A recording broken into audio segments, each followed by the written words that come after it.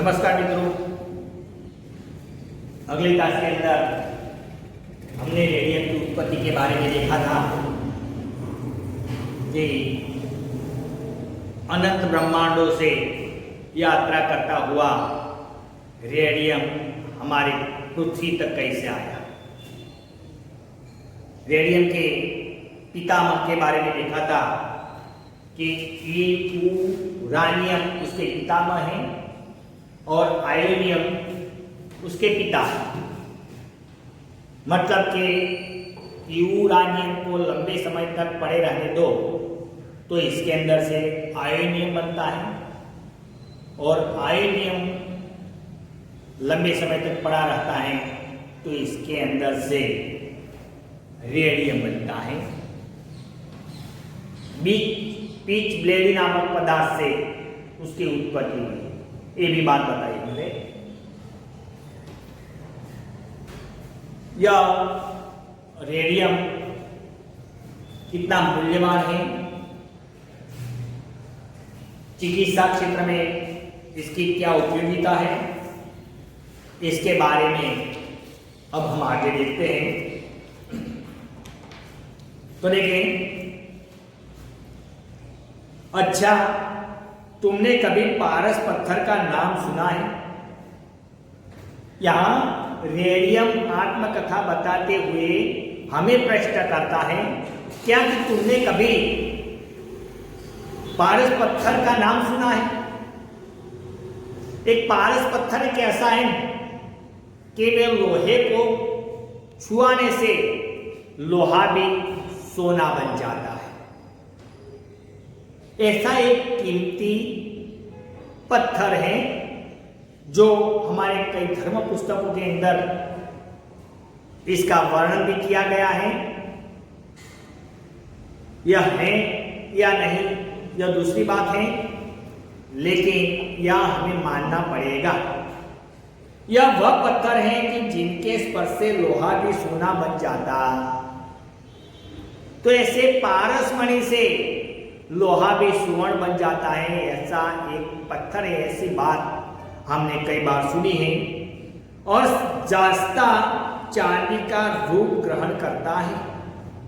जस्ता मतलब धातु है, एक प्रकार की धातु है, हल्की धातु है, लेकिन यह हल्की धातु को भी यह पारस पत्थर छुआने से वह भी चांदी मतलब कीमती धातु बन जाती है। यह पत्थर पहले भारतवासियों के पास था, अथवा यह कहो कि वे एक निम्न श्रेणी की धातु को उच्च श्रेणी की धातु में परिणत करने की रीत जानते। ऐसा कहा जाता है कि ऐसा एक कीमती पत्थर भारतीय लोगों के पास था। अब हम माने कि उसके पास था या नहीं यह अलग बात है, लेकिन हमारे कहने की बात यही है कि हमारे भारतीय लोग उसी समय कोई निम्न प्रकार की धातु को किसी न किसी प्रकार की उच्च धातु में परिणत करने की रीत जानते थे। कोई ऐसी कला जानते थे कि वह निम्न प्रकार की धातु को उच्च श्रेणी में परिणत कर सकते। किंतु पश्चिमी वैज्ञानिकों ने इसे एक कपोल कल्पित वस्तु बताया था। किंतु पश्चिमी वैज्ञानिकों ने, वैज्ञानिक होते वह सबूत मानते, सबूत के बिना वह कोई बात मानते नहीं। इसलिए ऐसे पारसमणि पत्थर को वैज्ञानिक मानने के लिए तैयार नहीं थे। वे तो इस बात को कपोल कल्पित, देखिए एक शब्द है कपोल कल्पित,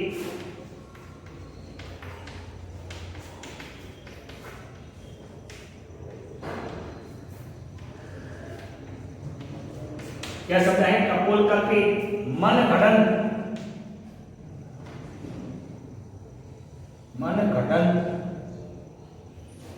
मन घड़न क्या है? मन घड़न।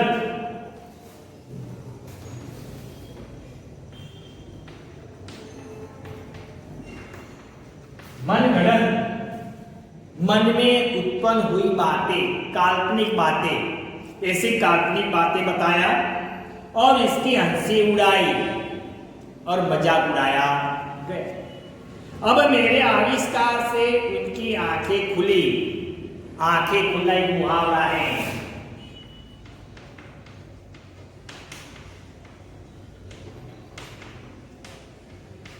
सही परिस्थिति का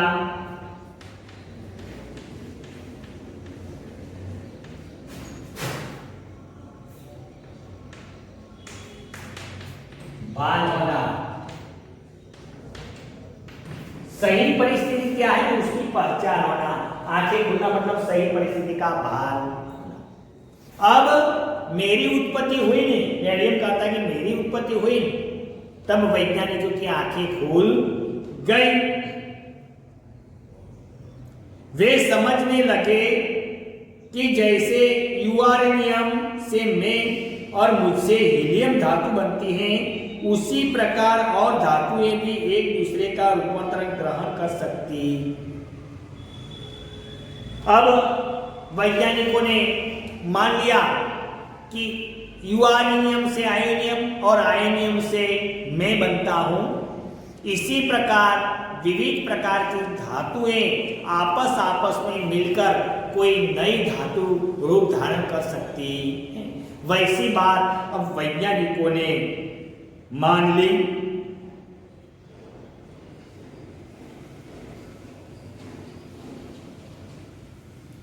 देखें, जो यह कहते हैं कि पारस पत्थर को समस्या हल हो गई, किंतु वे नहीं जानते कि पारस पत्थर बनाने में नहीं, उन्हें अभी वर्षों लगेंगे। देखें, मेरा मूल्य इतना अधिक है कि मैं संसार की सभी वस्तुओं में बहुमूल्यवान। देखिए, कीमती धातुओं में जो सबसे श्रेष्ठ और कीमती धातु हो ने, तो वह रेडियम है। हमने आगे भी बताया था कि आज प्लेटिनियम वह महंगी धातु है। प्लेटिनियम से कुछ कम सोना है और सोने से कम कुछ चांदी है। लेकिन इस चांदी, सोना और प्लेटिनियम से भी जो कीमती कोई धातु हो तो वह धातु रेडियम है। तो आप इनसे अंदाजा लगा सकते हैं कि रेडियम कितना मूल्यवान। मेरे एक कण का जितना दाम है, इतने में सोना और प्लेटिनियम ढेर के ढेर मिल सकते हैं। देखिए, रेडियम का एक छोटा कण और उसके जो दाम मिलते हैं, उसकी जो कीमत मिलती है, वही कीमत में तो ढेर सारा सोना और ढेर सारा प्लेटिनियम हम खरीद सकते हैं। इनसे हम अंदाजा लगा सकते हैं कि यह रेडियम कितना महंगा। मेरी बहुमूल्यता का अनुमान तुम इतने से ही कर सकते हो कि आल्पिन के सिरे के बराबर मेरे एक छोटे से टुकड़े का दाम 75,000 रुपया होता है। एक बाल के छोटे से छोटे टुकड़े कि जिसको हम आंखों से भी देखना मुश्किल है, ऐसे छोटे से छोटे टुकड़े का दाम भी कितना है? 5,000 रुपये, 75,000 रुपया। लंदन के मिडलसेक्स हॉस्पिटल में मेरे 2 कण हैं। कभी पूछा जाता है कि रेडियम के 2 कण कहाँ संग्रहित हैं, तो लंदन के मिडलसेक्स हॉस्पिटल के अंदर, लंदन के मिडलसेक्स हॉस्पिटल है, वहीं रेडियम के 2 कण रखे गए। ये इतने छोटे हैं कि बिना खुरदबीन, क्या बिना खुरदबीन,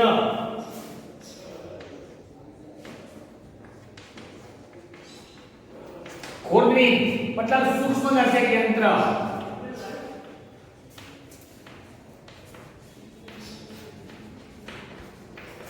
ये 2 कण इतने छोटे हैं कि हम उसे खुरदबीन मतलब सूक्ष्मदर्शक यंत्र के बिना इसे हम देख सकते नहीं। देखिए, एक शब्द है हिंदी खुरदबीन, जिसे हम सूक्ष्मदर्शक यंत्र कहते हैं। सूक्ष्म मतलब छोटी से छोटी चीजों को बड़ी दिखाने वाला यंत्र, इसे बोलते हैं सूक्ष्मदर्शक यंत्र। आप सभी ने विज्ञान प्रयोगशाला में यह यंत्र कभी देखा होगा। तो ये 2 कण इतने छोटे हैं कि हम सूक्ष्मदर्शक यंत्र के बिना देख सकते नहीं। पर इतने ही छोटे कणों की कीमत 30,000 रुपये है। देखिए सूक्ष्म दर्शक यंत्र के बिना हम देख सकते नहीं, इतना छोटा कण है फिर भी इसकी कीमत कितनी है? 30,000 रुपये। तो देखिए वह तोले में नहीं मिलता, ये चांदी और सोना है तोले में मिलता है। यह नहीं देख सकते, वैसे कण की भी कीमत 30,000 रुपया है, तो सोना और चांदी और प्लेटिनियम उसके कोई विसात में नहीं। वे कांच की नली में भली भांति सुरक्षित रखे रहते हैं, और ऐसे रेडियम को रखने के लिए कांच की नलिका चाहिए, और एक कांच की नलिका में वह भली भांति सुरक्षित रह सकते। मुंह से 3 प्रकार की किरणें बराबर निकलती रहती हैं। देखिए रेडियम कहता है कि मेरे अंदर से 3 प्रकार की किरणें निकलती हैं, इन्हें तुम खाली आंखें नहीं देख सकते।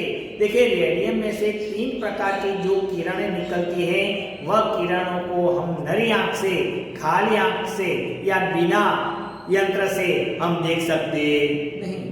मैं अपनी किरणों के साथ परमाणुओं को भी विकीर्ण करता रहता। मैं अपने किरणों के द्वारा परमाणु को भी विकीर्ण करता हूं, मतलब मेरा प्रकाश परमाणु पर पड़ता है और मेरे से परमाणु भी प्रकाशित होते रहते। यदि मेरे किसी मिश्रण को पानी में कुछ देर रख दो तो तुम देखोगे कि मैं अपना रिंग गिरगिटा सा बदल देता हूं। क्या बोलता है कि यदि मेरे किसी मिश्रण को रेडियम का कोई ऐसा मिश्रण है, इसको जो तुम पानी में मिला दो तो वह पानी को रंग बिरंगी कर देता है। कई प्रकार का रूप वह पानी धारण करता है, जैसे गिरगिट मतलब આપણે ગુજરાતીમાં કાચિંડો કહીએ છીએ, जो रंग बदले છે, લીલો, लाल, सफेद, एम विविध प्रकार का रंग बदले છે। इसी प्रकार अगर ये रेडियम के मिश्रण को हम पानी में घोल देते हैं तो पानी को वह कई रंगों में विभाजित कर देता है। पहले तो मेरे पीले रंग का रहूंगा। देखिए पहले रेडियम कैसे रहता है? पीले रंग का रहता है, किंतु धीरे धीरे रंग बदलते बदलते अंत में गुलाबी रंग का हो जाऊंगा। पहले पीला रंग धारण करता हूं, लेकिन धीरे धीरे धीरे रंग बदलता बदलता मैं गुलाबी रंग का हो जाता। मुझे पानी में मिलाकर रख दो, मैं बड़ा गुल खिला दूंगा। अगर मुझे पानी में मिलाकर रख दिया तो मैं बड़ा गुल, जिस प्रकार पौधे पर पुष्प खिल जाते हैं, उसी प्रकार यह पानी में मैं विविध रंगों से खिल उठूंगा।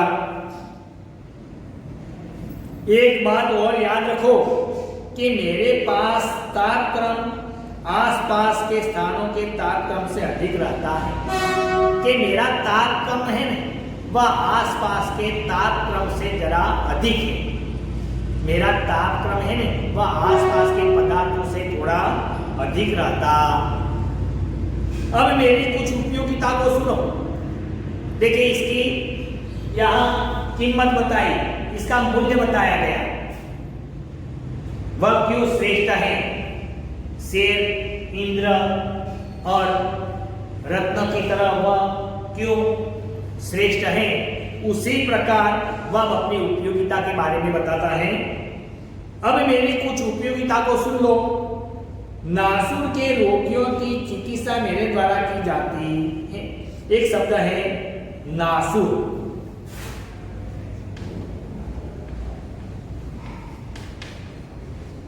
पुराना रोग क्या है? नासूर वह क्या है? पुराना रोग। कि जिस रोग के अंदर घाव पड़ जाते हैं और घाव के अंदर से क्या निकलता है? मवाद। घाव के अंदर से मवाद निकलता है। वह एक प्रकार का रोग है जिसे बोलते हैं नासूर। वह एक पुराना रोग है जिसके अंदर घाव पड़ते हैं और घाव के अंदर से क्या निकलता है? मवाद निकलता है, दुर्गंध भी आती है। तो ऐसा एक रोग है, वह रोग की चिकित्सा के लिए रेडियम बहुत उपयोगी है। देखें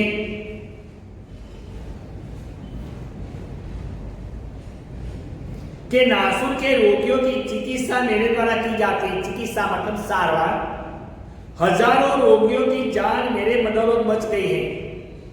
हजारों रोगियों की जान मेरे कारण बच गई है, आज भी बचती जा रही है। हमने आगे भी बताया था कि कैंसर के रोगों के अंदर यह रेडियम बहुत उपयोगी। तो इसी प्रकार मवाद नासुर के रोग के लिए भी वह एक उपयोगी है। मैं हजारों लाखों वर्षों तक अपना प्रकाश नहीं खोता। देखिए, लाखों हजारों वर्षों तक रेडियम अपना प्रकाश खोता नहीं। मतलब आज की कई प्रकार की धातुएं ऐसी हैं कि काल क्रमांक समय जाते जाते अपना मूल प्रकाश खो बैठती है, लेकिन यह रेडियम एक ऐसी धातु है जो अपना प्रकाश कभी खोती नहीं। मैं एक धातु की छड़ के सिरे पर बैठकर प्रतिदिन किसी रोगी के घाव को कुछ देर तक देखता।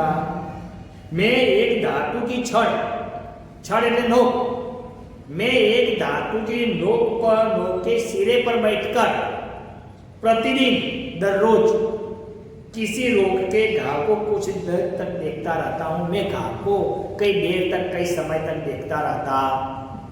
घाव के निकट जाते ही मेरे प्रकाश किरण घाव पर पड़कर उसके विष को दूर करते हैं। मैं घाव के निकट जाता हूं और घाव पर मेरे प्रकाश के किरण पड़ते हैं, तो मेरे प्रकाश के किरण के कारण घाव का जो विष होता है वह विष दूर हो जाता है। मेरा यह किरण विकिरण एक अद्भुत दृश्य है। मेरा किरण विकिरण, किरण जाना और वही किरण वापस आना बोलते विकिरण दृश्य है। एक विशेष प्रकार के पर्दे पर डॉक्टर लोग उसे देखते। डॉक्टर लोग होते हैं, मेरे किरण विकिरण को एक विशिष्ट प्रकार के पर्दे पर देखते हैं। मेरी किरण तथा परमाणु जिस समय पर्दे पर पड़ते हैं उस समय ऐसा मालूम होता है कि अंधेरी रात में करोड़ों तारे आसमान में चमक रहे। इसका मतलब कि रेडियम रात के समय भी चमकता। तो मेरे किरण विकिरण को जब डॉक्टर विशिष्ट प्रकार के पर्दे पर झिलता है, तब पर्दे पर एक ऐसा दृश्य होता है कि रात के समय आकाश में मानो लाखों तारे चमक रहे। तो रेडियम यह कहना चाहता है कि रात के अंधेरे में भी मैं प्रकाश देता हूं, मुझे कोई हर व्यक्ति देख सकता।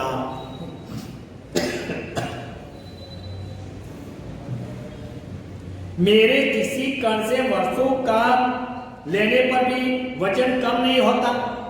देखिए, हमने बताया कि रेडियम लाखों हजारों वर्षों तक अपना प्रकाश नहीं छोड़ता, अपनी चमक नहीं छोड़ता। उसी प्रकार उस रेडियम के पास से तुम चाहे लाखों हजारों वर्षों काम लो, लेकिन फिर भी रेडियम का वजन भी कम होता नहीं। ये उसकी विशेषता है। उसकी चमक नहीं जाती और इसका वजन भी कम होता नहीं, चाहे उसके पास से आप जितना काम लो। एक बात मैंने अब तक छिपा रखी है। रेडियम कहता है कि एक बात अभी तक मैंने तुम्हारे सामने रखी नहीं। मैं देख रहा था कि तुम मुझे हाथ से छूते हो या नहीं। मैं देखता था कि तुम मुझे हाथ से छूते हो या नहीं। मुझे छूने से क्या होता है यह मैंने अभी तक तुम्हें बताया नहीं। खूब बच्चे, यदि एक बार भी तुम मुझे अपने हाथ से स्पर्श करते तो मैं उसका मजा तत्काल चखा दे। आप मुझे छूने से बचे, आप मुझे प्यार करें लेकिन मुझे छुए मत। अगर आपने एक बार भी जो मुझे छू लिया तो मैं आपको मजा चखाए बिना छोड़ूंगा नहीं। मुझे छूने से तुम्हारे हाथ में घाव हो जाएंगे। अगर आप मुझे छूओगे हाथे से तो आपके हाथ में क्या पड़ जाएंगे? घाव पड़ जाएंगे और बड़े बड़े फोड़े उठाएंगे। आपके हाथ में घाव पड़ेंगे और बड़े बड़े फोड़े आपके हथेली में हो जाएंगे। शीघ्र आराम न हो सकेगा और इसका इलाज आसान नहीं। फिर आप अच्छी तरह से ठीक हो सकते नहीं। इतना कष्ट बहुत असह्य होता है और तुम्हारे आंखों में इतना जलन होगा, इतना कष्ट होगा कि यह कष्ट को सहना भी मुश्किल। इसलिए मुझे छूना मना है। मेरा उपयोग चाहे कितना करना है करो, लेकिन कृपा करके आप मुझे छूना मत। अगर आप मुझे छूने की कोशिश की तो मैं आपको नुकसान पहुंचा सकता। यह बात आज तक मैंने आपके सामने छुपा रखा था, वह भी आप मैंने बता।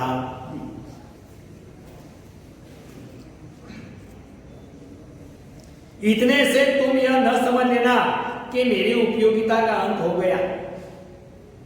देखिए, चिकित्सा विभाग में मेरा उपयोग होता है, इतने से आप समझ मत लेना कि अब रेडियम का उपयोग खत्म हो गया। मैं दूसरे भी कई तरह से उपयोगी हूं। देखिए कैसे कि भविष्य में बड़ी बड़ी करामतें कर दिखाऊंगा। अगर मेरा जो सही उपयोग किया गया है तो भविष्य में मैं बड़ी बड़ी करामतें भी कर सकता हूं। आप मेरा जिस प्रकार से उपयोग करोगे वैसे वैसे मैं काम आता रहूंगा।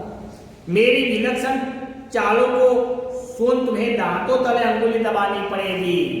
देखिए, दांतों तले अंगुली दबाना एक मुहावरा है, आश्चर्यचकित हो जाना। सर्कस में रस्सी पर लड़की को चलते देखकर हम दांतों तले अंगुली दबाने लगे, तो दांतों तले अंगुली दबाना मतलब देखकर आश्चर्यचकित होना। आप मेरा उपयोग करोगे और वैसे वैसे मैं करामतें करता जाऊंगा। आप दांतों में अंगुली भी डाल दोगे। जैसे जैसे मेरे विषय में तुम्हारी जानकारी बढ़ती जाएगी वैसे वैसे तुम मेरी कदर करना सीखोगे।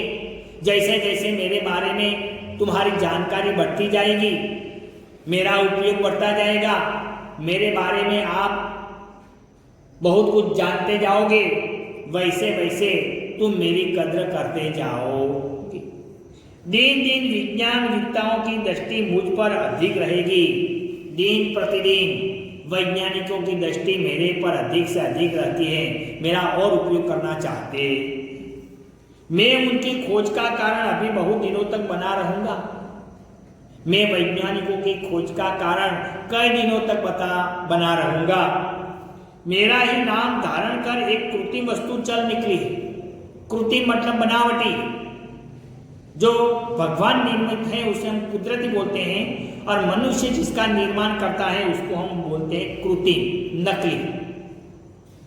तो रेडियम कहता है कि मेरे नाम पर आज एक कृत्रिम धातु भी चल पड़ी है, जो घड़ियों में लगा देने से अंधेरे में स्वयं चमकने लगती है। आजकल हमारे हाथ में पहनने की जो हथकड़ी है, वह हथकड़ी के अंदर भी रेडियम होता है, लेकिन वह रेडियम नकली है, वह असली रेडियम की प्रतिकृति है, जो आज कई बार रोड पर भी लगाया जाता है कि रात के अंधेरे में जब हमारी गाड़ी की लाइट उसके पर पड़ती है तब रोड पर ये रेडियम चमकता है, अंधेरे में भी दिखता है। उसी प्रकार हमारी घड़ी में भी ऐसा रेडियम होता है, लेकिन यह रेडियम असली नहीं है, नकली रेडियम, बनावटी रेडियम। क्योंकि असली रेडियम तो बहुत कीमती है। फिर हम ये रेडियम में घड़ी लगा दे तो ये घड़ी खरीदना हमारे बस की बात नहीं। कहा जाता है कि सुई की नोक पर रहे उतना रेडियम लाखों घड़ी को चमका सकता है। क्या? एक सुई की नोक पर रहे उतना रेडियम लाखों घड़ियों को चमका सकता। तो आज जो घड़ी में ऐसे कृत्रिम पदार्थ लगा हुआ है वह रेडियम की ही प्रतिकृति। देखो तो सही, मैं सारे ब्रह्मांड का चक्कर लगाकर तुम्हारी कलाई की घड़ी में मौजूद हूं।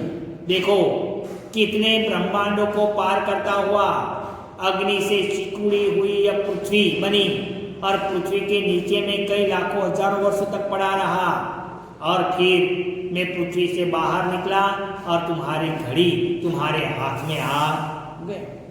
इतनी यात्रा करने पर भी तुम भूलकर यह न समझ लेना कि यहाँ आकर मेरी यात्रा पूरी हो गई, और इतनी लंबी यात्रा करने के बाद तुम यह मत समझ लेना कि अब मेरी यात्रा समाप्त हो गई।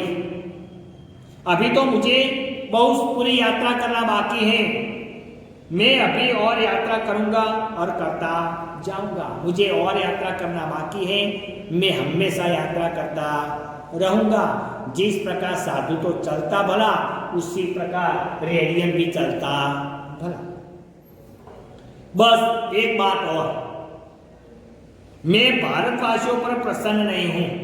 देखिए, रेडियम भारतवासियों पर नाखुश है। तो कहने का मतलब कि हमारे भारतीय वैज्ञानिक या भारतीय लोग हैं, वह अभी तक रेडियम को पूरी तरह पहचान सके नहीं, रेडियम का पूरी तरह उपयोग करते नहीं, क्योंकि वे मेरी कद्र करना नहीं जानते।